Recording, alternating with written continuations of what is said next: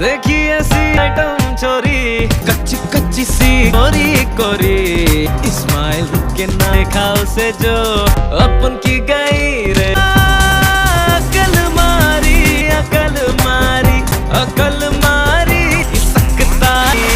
सकतारी तू चले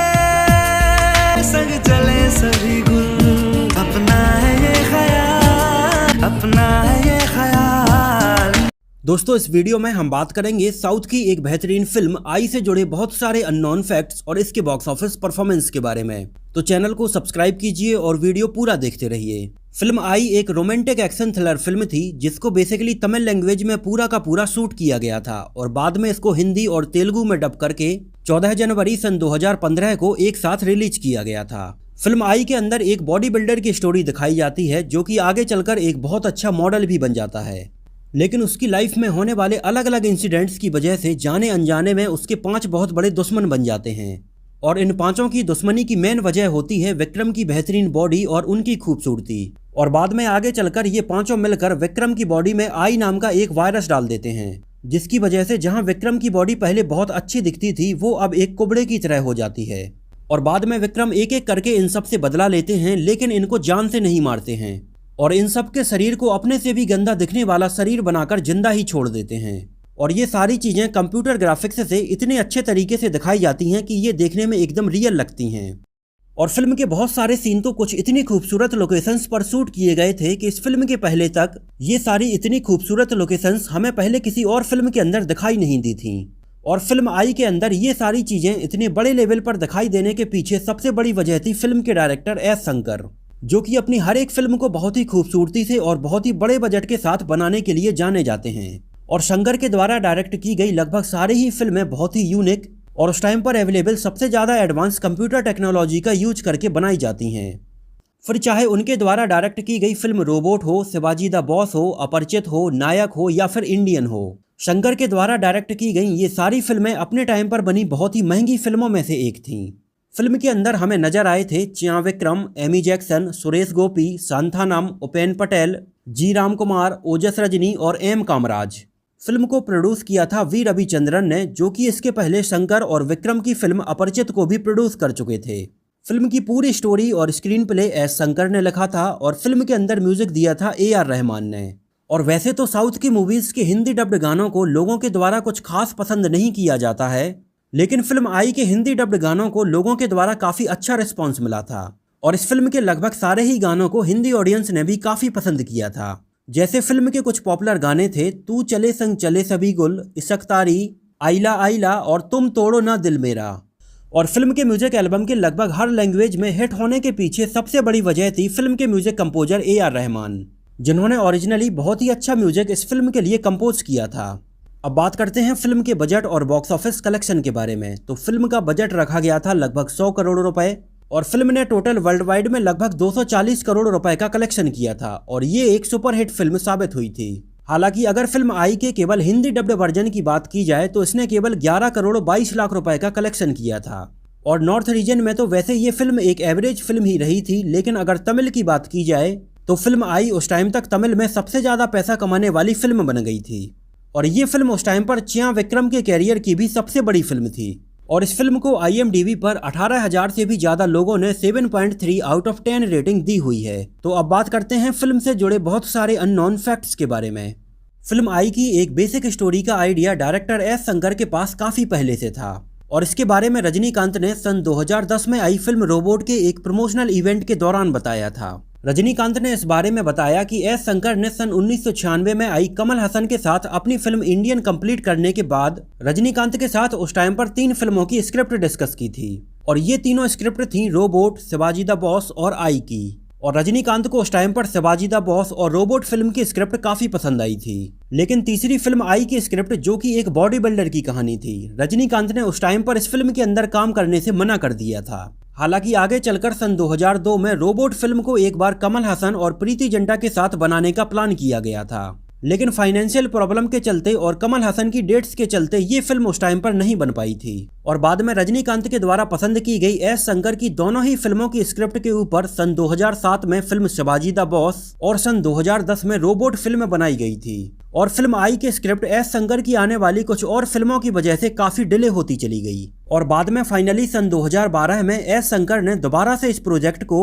रजनीकांत की जगह पर चियां विक्रम के साथ बनाने का डिसाइड किया। और एस शंकर और चियां विक्रम इसके पहले सन 2005 में आई फिल्म अपरिचित के अंदर एक साथ काम कर चुके थे और फिल्म अपरिचित में काम करने के दौरान एस शंकर चियां विक्रम के किसी फिल्म के लिए डेडिकेशन को बहुत अच्छे से समझ चुके थे और इस वजह से एस शंकर ने अपनी फिल्म आई के लिए सबसे पहले विक्रम को ही फाइनल कर दिया। हालांकि आगे चलकर विक्रम ने अपने एक इंटरव्यू के दौरान बताया कि एस शंकर ने फिल्म आई के स्क्रिप्ट को विक्रम की फिल्म अपरिचित के बाद एक बार उनके साथ डिस्कस किया था, लेकिन ये फिल्म उस टाइम पर किसी कारण की वजह से डिले होती चली गई थी और बाद में फाइनली सन 2012 में इसको दोबारा से बनाने का प्लान किया गया। और फिल्म के अंदर लीड एक्टर के तौर पर विक्रम को फाइनल करने के बाद उनके अपोजिट लीड एक्ट्रेस के तौर पर एक टाइम पर प्रियंका चोपड़ा, असिन और समांथा के नामों के ऊपर विचार किया जा रहा था और बाद में फाइनली फिल्म के मेकर्स ने समांथा को विक्रम के अपोजिट कास्ट करने का डिसाइड किया। लेकिन उस टाइम पर समांथा की दूसरी फिल्मों को दी हुई कुछ डेट्स की प्रॉब्लम के चलते और उनकी हेल्थ की प्रॉब्लम के चलते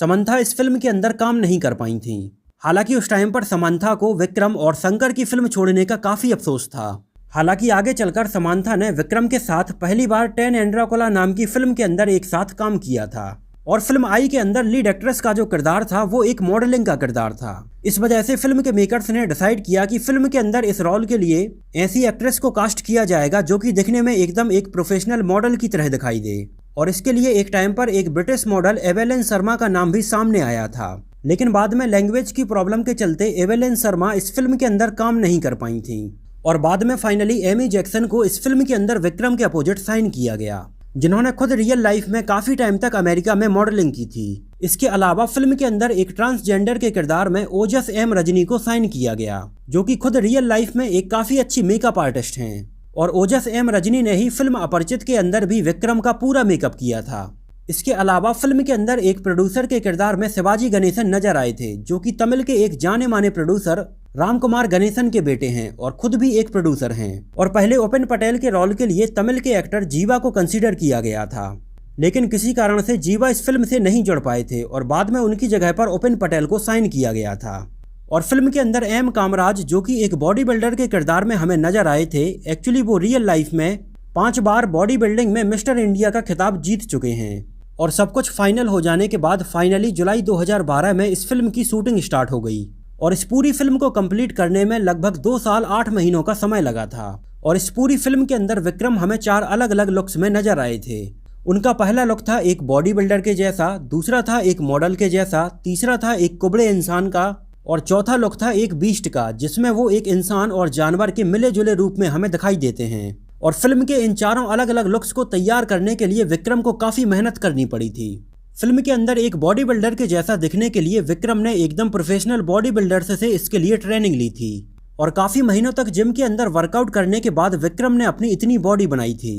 और इसके लिए विक्रम ने उस टाइम पर अपना वजन भी लगभग 120 किलो तक बढ़ा लिया था, जो कि विक्रम का उस टाइम तक अपने कैरियर का सबसे ज्यादा वेट था। इसके बाद एक मॉडल के जैसा दिखने के लिए उन्होंने अपने मसल्स को और अपने वेट को काफी कम किया था। और फाइनली फिल्म के अंदर एक कुबड़े इंसान के जैसा दिखने के लिए विक्रम ने अपने नॉर्मल वजन से लगभग 40 किलो तक अपना वजन कम कर लिया था और ये विक्रम की पूरी लाइफ का अभी तक का सबसे कम वजन था। और इस किरदार के लिए अपना वजन इतना कम करने की वजह से विक्रम उस टाइम पर अंदर से भी काफी कमजोर हो गए थे और सेट पर होने वाली छोटी छोटी आवाजों से भी विक्रम उस टाइम पर कांपने लगते थे। विक्रम ने बताया कि ये किरदार उनकी लाइफ का अभी तक का सबसे एक्सट्रीम किरदार था। हालांकि डायरेक्टर शंकर ने उनको ऐसा करने के लिए फोर्स नहीं किया था। विक्रम खुद चाहते थे कि फिल्म के अंदर ये चारों किरदार एकदम रियल तरीके से निभाएं, जिससे कि फिल्म देखते टाइम पर ऑडियंस को ये चारों किरदार एकदम रियल दिखाई दें। जिस टाइम पर विक्रम इस फिल्म के लिए अपने इस कुबड़े इंसान के किरदार को तैयार कर रहे थे, उतने समय के लिए विक्रम ने अपने परिवार से और सेट पर रहने वाले लोगों से काफी दूरियां बढ़ा ली थीं, जिससे कि विक्रम को इतना कमजोर देखकर उनकी फैमिली टेंशन में ना आ जाए। और फिल्म के अंदर विक्रम का ये पूरा मेकअप करने के लिए न्यूजीलैंड की एक स्पेशल इफेक्ट्स को डिजाइन करने वाली कंपनी वीटा वर्कशॉप को हायर किया गया था और वीटा वर्कशॉप वालों ने ही फिल्म के अंदर विक्रम का पूरा प्रोस्थेटिक मेकअप किया था। इसके अलावा फिल्म के अंदर नजर आने वाले दूसरे किरदारों में नजर आने वाले और भी कलाकारों का पूरा प्रोस्थेटिक मेकअप वीटा वर्कशॉप वालों ने ही किया था, जिन्होंने इसके पहले बहुत सारी हॉलीवुड मूवीज जैसे Lord of the ring, Van Helsing और अवतार जैसी फिल्मों के लिए प्रोस्थेटिक मेकअप डिजाइन किया था। और फिल्म के अंदर विक्रम के इस कुबड़े इंसान के लिए मेकअप करने के लिए लगभग 6 से 7 घंटों का समय लगता था और मेकअप को दोबारा से पूरा निकालने के लिए लगभग 2 से 3 घंटों का समय लगता था। तो जिस टाइम पर विक्रम इस किरदार के लिए शूट कर रहे थे उस टाइम पर उन्हें लगभग 17 से 18 घंटों तक फिल्म के सेट पर ही रहना पड़ता था। इसके अलावा फिल्म के लिए स्पेशल इफेक्ट्स को डिजाइन करने के लिए ऑस्ट्रेलिया की एक कंपनी राइजिंग सन पिक्चर्स को हायर किया गया था, जो कि इसके पहले बहुत सारी हॉलीवुड फिल्मों जैसे थॉर रैग्नारॉक, एक्समैन और ग्रेविटी जैसी कई और हॉलीवुड फिल्मों के लिए स्पेशल इफेक्ट्स को डिजाइन कर चुके थे। और फिल्म आई के एक गाने इश्क तारी में हमें एक से बढ़कर एक स्पेशल इफेक्ट्स देखने के लिए मिलते हैं। और वैसे एस शंकर अपनी सारी ही फिल्मों के अंदर किसी न किसी गाने में ऐसे ही एडवांस कंप्यूटर इफेक्ट्स जरूर यूज करते हैं और ये चीज शंकर की पुरानी फिल्मों के गानों में भी हमें देखने के लिए मिल जाती है। इसके अलावा चाइना में जब इस फिल्म के एक साइकिल वाले फाइट सीक्वेंस को शूट किया जाना था तो उस पर्टिकुलर साइकिल वाले फाइट सीक्वेंस को शूट करने के लिए चाइना के कुछ बेस्ट साइकिलिस्ट बुलाए गए थे और फिल्म के इन सारे एक्शन सीक्वेंस को हांगकांग के एक मार्शल आर्ट्स कोरियोग्राफर येन वू पिंग ने कोरियोग्राफ किए थे। एक्चुअली एस शंकर ने सबसे पहले अपनी पिछली फिल्मों अपरिचित और रोबोट के अंदर एक्शन कोरियोग्राफर के तौर पर काम करने वाले एक्शन कोरियोग्राफर पीटर हैन को ही अप्रोच किया था, लेकिन पीटर हैन उस टाइम पर सन 2015 में आने वाली एस राजमौली की फिल्म बाहुबली के लिए एक्शन सीक्वेंस को कोरियोग्राफ करने में काफ़ी बिजी थे, जिस वजह से वो फिल्म आई के लिए अपना समय नहीं दे पाए थे और बाद में उनकी जगह पर येन वू पिंग ने फिल्म के इन सारे एक्शन सीक्वेंस को कोरियोग्राफ किया था।